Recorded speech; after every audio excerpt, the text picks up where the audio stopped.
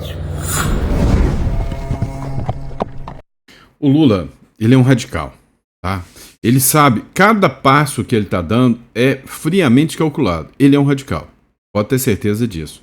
E aí ele sabe muito bem o que ele está fazendo. Não é por acaso que ele está causando esse conflito com os Estados Unidos. Ele criou uma narrativa para ter uma justificativa para entrar em confronto, para depois alegar que, olha, a esquerda foi vítima de um golpe do Donald Trump. Né? Enquanto a direita, cá entre nós, a direita não está tendo a mesma capacidade de manipulação da narrativa, até porque não tem a mídia do seu lado, quanto a esquerda tem.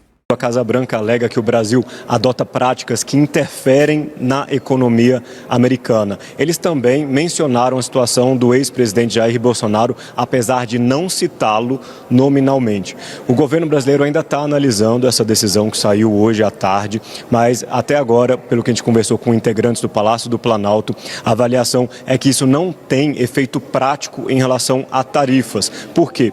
Porque os Estados Unidos acabam prorrogando a sanção ligada a uma lei, que é a Lei de Poderes Econômicos de Emergência Internacional. E essa lei foi declarada pela Suprema Corte dos Estados Unidos que não serve de base para esse tarifaço do ano passado de 50%. Então, na avaliação do governo brasileiro, acaba então sendo um ato político do governo norte-americano Donald Trump, e também acaba que pode ter os efeitos ali em relação a algumas sanções econômicas a alguma autoridade ou outra, mas isso também está sendo estudado. Em relação ao tarifaço, não é prorrogado, então, essa sanção, pois ela não estava valendo desde a derrubada dessa lei pela Suprema Corte dos Estados Unidos. Nós temos para vocês aí na tela 2 trechos do documento que embasou essa decisão do governo norte-americano. No primeiro, a gente lembra que isso passa a valer quando for publicado, provavelmente isso vai acontecer amanhã, e o governo norte-americano diz o seguinte: membros do governo brasileiro também estão perseguindo politicamente um ex-presidente do Brasil, sua família e seus apoiadores, o que está contribuindo para o colapso do Estado de Direito no Brasil, para a intimidação por motivos políticos e para violações de direitos humanos.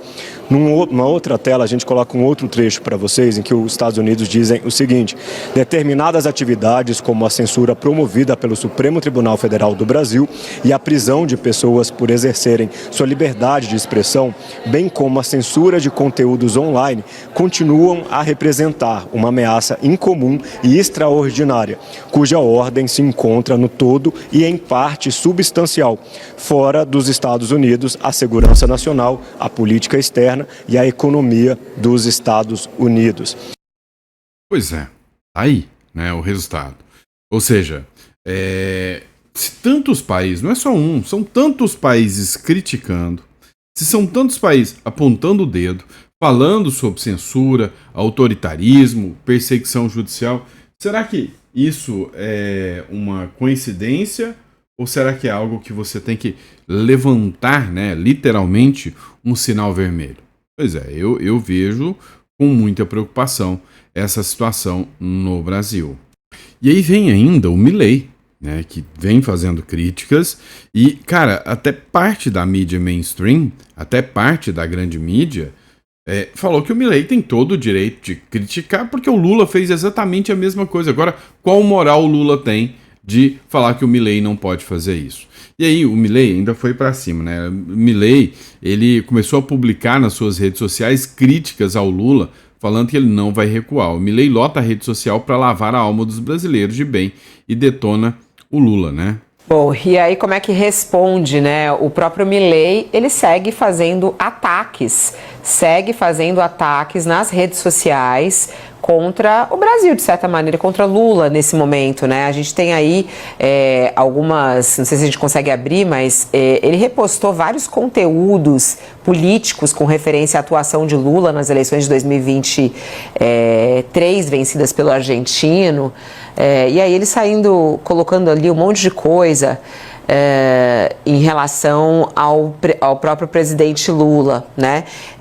Lotou as redes sociais com críticas. Uma das acusações é uma notícia falsa de que Lula teria colocado à disposição do candidato Sérgio Massa uma equipe e milhões de dólares investidos em fake news contra Milei. Outra postagem relembrou a visita de Lula a ex-presidente Cristina Kirchner, em julho do ano passado. A rival de Milei está em prisão domiciliar após ser condenada por corrupção. E aí ele coloca, Lula é um ex-presidiário, quando veio à Argentina visitou sua aliada condenada, ele é fundador do Foro de São Paulo e mantém Bolsonaro inelegível, é o que diz uma publicação compartilhada por Javier Milei.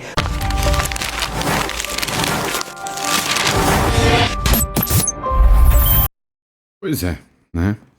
E aí, até o Paraguai entrou nessa história. Até o Paraguai. Lula é acusado de distorcer a história da guerra da Tríplice Aliança com suas falas e mergulham o Brasil e o Paraguai numa nova crise. As declarações de Lula são não somente politicamente incorretas, sino historicamente grosseiras.